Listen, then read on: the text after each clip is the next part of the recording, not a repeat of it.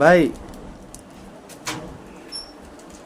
ভাই এই যে আমরা পরীক্ষা বাবদ একটা দেখাচ্ছি আর কি, আপনার জাস্ট নমুনা। হ্যাঁ, এটা 5 টাকার ডিটারজেন্ট পাউডার। এই যে দেখেন, আমরা একটা এই যে ময়লাযুক্ত কাফন নিছি। হ্যাঁ, কাফন নিছি বালতির মধ্যে, আপনার কোনো কিছু এখনো নাই, বুঝছেন?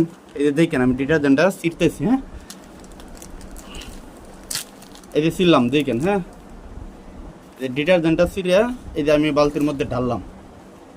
দেখেন, এটা আসলে আরও অনেক কম দিলেও হইতো, কিন্তু এখন ডাইলে দিছি তো আর কিছু করার নেই, কারণ এটার ফালাই তো লাভ নেই।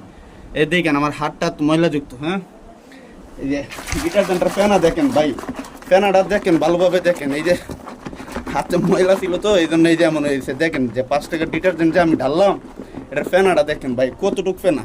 মনে করেন আনাম বালতি ফেনা, আপনি যত লাড়বেন তত ফেনা হবে, বুঝছেন? ফেনা নিয়ে আপনার কোনো টেনশন নেই, আপনি বুঝবেন না। আর এই যে এটার কার্যকারিতা দেখানোর জন্য